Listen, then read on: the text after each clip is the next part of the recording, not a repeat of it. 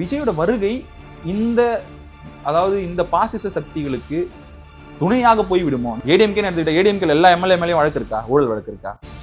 விஜயோட நடனமோ விஜயோட அழகோ மாசோ எனக்கு பிடிக்கும். ஐம் கம்மிங் என்னமோ நானும் விசில் அடிச்சிருக்கேன்.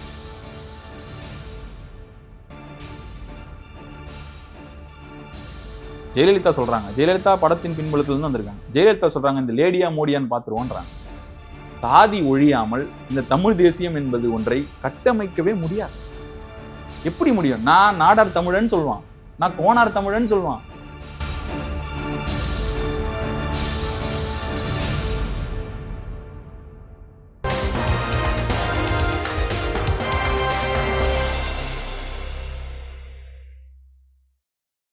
பிஜேபி எடுத்துப்போமே, என்னென்ன பண்ணிருக்காங்க பிஜேபினா, உண்மையாவே நம்ம வாழ்க்கையில மதவாத ரீதியான அனைத்து கட்டவிழ்த்து விட்டு அதை எப்படி சொல்றது, மதத்தின் அடிப்படையில பல விஷயங்கள் இன்றைக்கு சொல்றாங்க. இந்துக்கள் எல்லாம் நம்ம ஒன்று சேர்ந்து தமிழ்நாட்டை உருவாக்கிடலாம், இந்தியாவை உருவாக்கலாம், இந்துக்களுக்கான இந்தியா அப்படின்னு மார்தட்டி சொல்றாரு மோடி.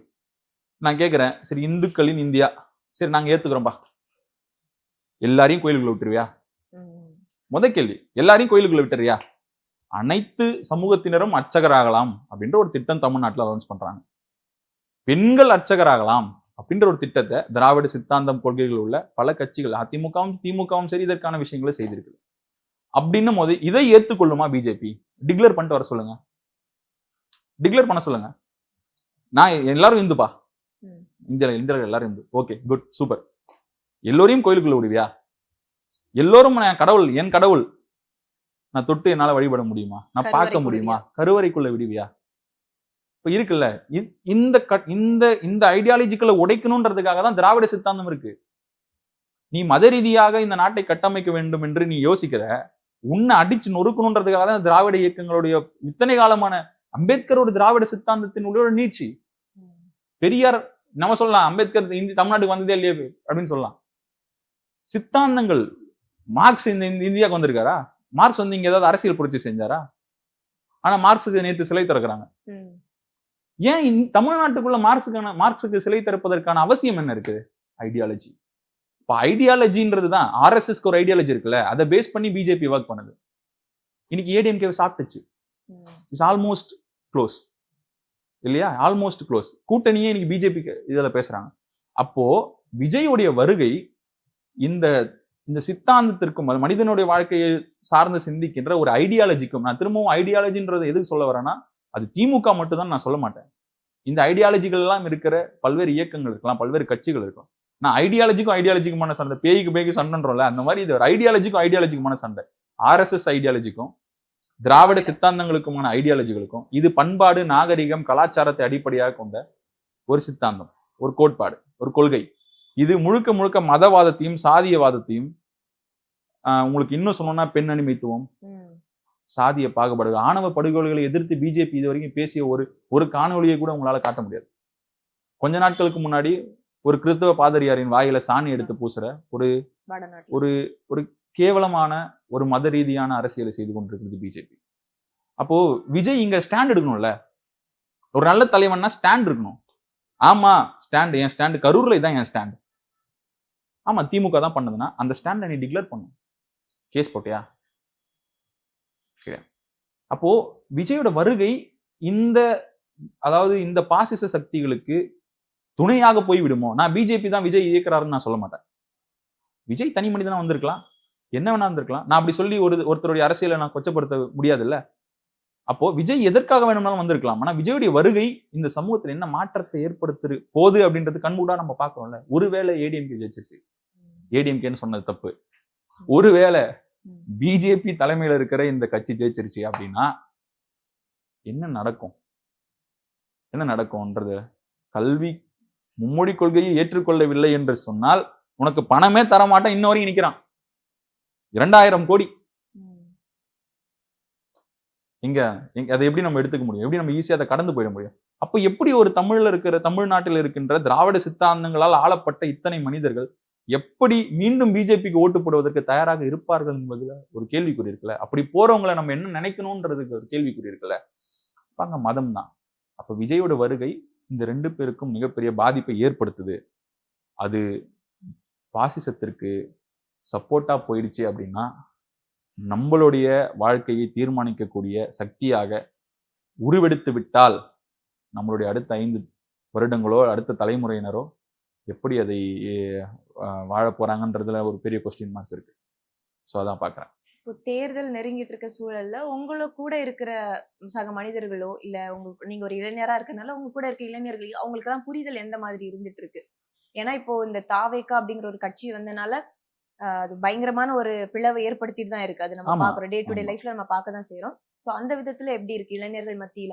இப்போ ஒரு பேரே வச்சுட்டாங்க, தாவேகாவை ஃபாலோ பண்றவங்கள தற்குறிகள் அப்படின்னு சொன்னாங்க. அதுல ஆச்சரிய அதை நீங்க எப்படி பாக்குறீங்க? எல்லாருமே தற்குறிகள்னு நான் சொல்லவும் மாட்டேன். அதை எப்படி பாக்குறீங்க? அது எப்படி என்ன ஏற்படுத்தும்? ஆமா, இப்போ என்னுடைய ஒரு நண்பன் ஒருத்தர் இருக்காங்க. நண்பன் ஒரு மிக சிறந்த பெரியார் சிந்தனை உள்ள, அம்பேத்கர் சிந்தனை உள்ள, என்னிடம் மணிக்கணக்கா 15 நிமிடம் கூட 15 மணி நேரங்கள் கூட என்னிடம் அதை பத்தி டிபேட் பண்றதுக்கான அந்த கேப்பபிலிட்டியை வச்சிருக்கிற ஒருத்தன் இன்னைக்கு டிவிக்கேல போய் ஜாயின் பண்ணியிருக்கான். டிவிக்கேன்றதுல இதுவா சொல்ல, டிவிக்கேல ஜாயின் பண்ணியிருக்கான். அப்ப நான் அவனை தற்கூரின்னு சொல்ற எனக்கு வாய் வராதுல்ல. அப்போ நாங்க என்ன சொல்ல வரேன்னா, மெஜாரிட்டி, திரும்பவும் நான் உங்களுக்கு தான் சொல்றேன், திமுக ஊழல் சக்தின்னு நம்ம சொல்றோம் அப்படின்ற ஒரு கட்டத்துக்குள்ள அங்க இருக்கிற அங்க எத்தனை 234 தொகுதி இருக்கு. ஓகேங்களா? இதுவரைக்கும் ஆண்ட ஏடிஎம்கேவா இருக்கட்டும், டிஎம்கேவா இருக்கட்டும், 234 தொகுதியிலும் ஏதோ ஒரு ஆட்கள் வெற்றி பெற்று இருக்கிறாங்க. திமுக ஊழல் சக்தின்னு சொன்னா மொத்த திமுகவும் ஊழல் சக்தியான மொத்த எம்எல்ஏ மேலேயும் வழக்கு இருக்கா? மொத்த எம்எல்ஏ மேலேயும் வழக்கு இருக்கா? இல்ல. ஏடிஎம்கே எடுத்துக்கிட்ட ஏடிஎம்கே எல்லா எம்எல்ஏ மேலேயும் வழக்கு இருக்கா? ஊழல் வழக்கு இருக்கா? இல்ல. அப்போ மெஜாரிட்டியை தாண்டி ஒரு சின்ன விஷயங்கள் கூட அரசியலில் பாதிப்பு ஏற்படும். நான் தற்குறிகள் என்ற வார்த்தையை நான் பயன்படுத்த மாட்டேன். எனக்கு அதுல அது என் சகோதரர்கள், என்னுடன் பயணித்தவர்கள், இதே தமிழ்நாட்டில் பிறந்து இதே திராவிட கட்சிகள், திராவிட இயக்கங்களால் படிப்பினைகளை பெற்று, இதே திராவிட இயக்கங்களால் வாழ்க்கையில மாற்றங்களை பெற்ற ஒரு மனிதர்கள் தான் அவங்க. திராவிடத்தின் மீது இருக்கிற சில வெறுப்புகளாலோ சில ஐடியாலஜிக்கல் டிஃபரன்ஸாலேயோ அவங்க விஜயின் பக்கம் போறதுக்கோ இல்ல விஜயை பிடித்திருக்கு. ஏன்னா அவர் விஜய் ஃபேன். ஆனா எனக்கு விஜயனுடைய அரசியல் வருகை என்பது ஒரு தெளிவான கோட்ல இருந்திருந்தா மேபி நான் கூட விஜயோடைய ஐடியாலஜியை ஃபாலோ பண்ணிருக்கலாம்.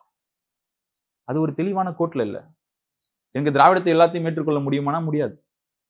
ஆனா ஒரு ஐடியாலஜிக்கலா அவர் ஸ்ட்ராங்கா இல்லாத போது நான் அவர்கிட்ட எந்த ஐடியாலஜியை பார்த்து நான் போய் சேரணும்னு நினைக்கிறேன். எஸ், விஜய் சூப்பரா டான்ஸ் ஆடுவார், அதனால நான் விஜய் கூட்டு போறேன். அந்த கட்சியுடைய கொள்கை பரப்பு செயலாளர் சொல்றாரு, லோயலா மணி அவர்கள் சொல்றாரு, விஜயோட மூஞ்ச பாருங்க, அண்ணனோட மாச பாருங்க, அண்ணன் சிரிக்கிறாருங்க. இப்போ எனக்கு புரியல, இத்தனை காலமா உயிர் நீத்து அவன் ட்ரெயின்ல போய் தலையை வச்சு படுத்து, நீங்க இப்போ ஒரு படம் வந்ததுங்களே, தமிழ் மொழி சிவகார்த்திகேயன் நடிச்சிருப்பார், பராசக்தி படம். பராசக்தி படம் பார்க்கும்போது லிட்டரலி எனக்கு எல்லாம் கண்ணில் தண்ணி வந்துச்சு. அது உண்மை நிகழ்வோ பொய் நிகழ்வோ, இப்படி எல்லாம் மொழிக்காக பாடுபட்டு இருக்கிற ஒரு இயக்கம். அது அந்த ஒரு படம் எடுத்தனாலதான் தெரிஞ்சுச்சு. இந்த அளவுக்கு தெரியும்னா படம் எடுத்தனாலதான். இப்படி எல்லாம் கஷ்டப்பட்டு, இப்படி எல்லாம் பல, நீங்க ஒரு பிஜேபியை எதிர்த்ததாலே ஒரு ஆட்சி களையப்பட்டிருக்கிறது இந்த தமிழ்நாட்டுல வரலாறு எல்லாம் இருக்குல்ல. மொழிக்காக ஒரு கட்சியுடைய அரசியே கவிழ்த்து இருக்கிறார்கள் என்ற வரலாறு எல்லாம் இருக்குல்ல. இதெல்லாம் இவர்களுக்கு தெரியாம விஜயோட நடனமோ, விஜயோட அழகோ, மாசோ எனக்கு பிடிக்கும். ஐம் கம்மிங் இன்னமோ நானும் விசில் அடிச்சிருக்கேன். ஆனா அதனால நான் அரசியல்ல கம்மிங் இன்னும் போது நான் திரும்பி விசில் அடிப்பேன்றது முடியாதுல்ல. அப்போ எந்த இடத்துல பாக்குறோம்ன்றது இல்ல. பெரும்பான்மையான இப்போ நீங்க சொல்லலாம், உதயநிதியும் படத்துல இருந்தானே வந்தாரு அப்படின்னு.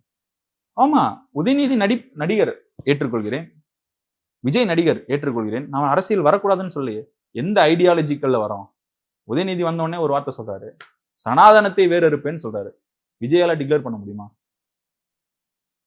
ஜெயலலிதா சொல்றாங்க, ஜெயலலிதா படத்தின் பின்புலத்துல இருந்து வந்திருக்காங்க. ஜெயலலிதா சொல்றாங்க, இந்த லேடியா மோடியான்னு பாத்துருவோன்றாங்க.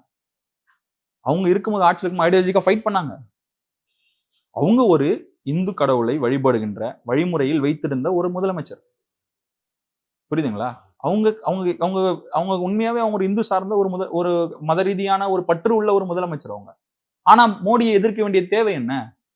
அந்த திராவிட ஐடியாலஜி இருக்குல்ல, நீங்க சொல்றீங்க திராவிடம் ஒரு கண், தமிழ் தேசியம் ஒரு கண் அப்படின்னு சொல்றீங்க. இளைஞர்களுக்கு நான் ஒண்ணு சொல்ல கடமைப்பட்டிருக்கேன். தமிழ் தேசியம் என்பது ஒன்று இந்த சமூகத்தில் உருவாக வேண்டும் என்று சொன்னால் சாதி ஒழியாமல் இந்த தமிழ் தேசியம் என்பது ஒன்றை கட்டமைக்கவே முடியாது. எப்படி முடியும்? நான் நாடார் தமிழன்னு சொல்லுவான், நான் கோனார் தமிழன்னு சொல்லுவான், நான் இந்த தமிழன், நான் அந்த தமிழன், இந்த. அப்போ இங்க ஏற்றத்தாழ்வுகள் இல்லாத பொழுதுதான் நம்மளால ஒண்ணு சேர முடியும். இது ரொம்ப ஐடியாலஜிக்கலா பிராமினன்ஸ் கட்டமைச்சதுதான் இன்னி வரையும் சஸ்டெயின் ஆகுது. அது கடவுளோட இணைச்சு. அதனால தமிழ் தேசியம் என்பது சாத்தியக்கூறு இல்லைன்னு நான் சொல்ல மாட்டேன். அதை விட கேவலமாக தான் விரும்புற கடவுள் தொட்டு வழிபடக்கூட முடியாத அளவுக்கான ஒரு டிஸ்கிரிமினேஷன்ஸ் இருக்குல்ல, இதை உடைச்சிட்டு அப்புறம் தான் நம்ம தமிழ் தேசியத்துக்குள்ள போக முடியும். இங்க தமிழ் மொழியின் அடக்குமுறை அதிகமாக இருக்கிறதா, மொழி அடக்குமுறை அதிகமாக இருக்கிறதா, சாதி அடக்குமுறை அதிகமாக இருக்கிறதா? சாதி அடக்குமுறை தான் இங்க அதிகமா இருக்கு. அப்ப எது முதல்ல, அதான் நான் சொல்றேன், எப்பவுமே சொல்றேன், ஒரு இஷ்யூ பேஸ் பண்ணி நம்ம பாலிடிக்ஸ் பண்றோம் அப்படின்னா அந்த இஷ்யூ, அதுக்கான ஈவெண்ட், அதுக்கான டைரக்ஷன், இதை மூணுத்தையும் நம்ம பொருந்தி பார்த்தாதான் இந்த சமூகத்துல இருக்கிற அடிப்படை விஷயங்களுடைய கட்டமைப்புகள்லாம் எவ்வளவு நாட்களா நடந்திருக்குதுன்றது தெரியும். நம்ம இந்த படம் பார்க்காத வரையும் தனுஷ் ஒரு படம் இருக்குமே, செருப்பு போட்டதுனால தலையில செருப்பு எடுத்து வச்சுட்டு போவாங்க.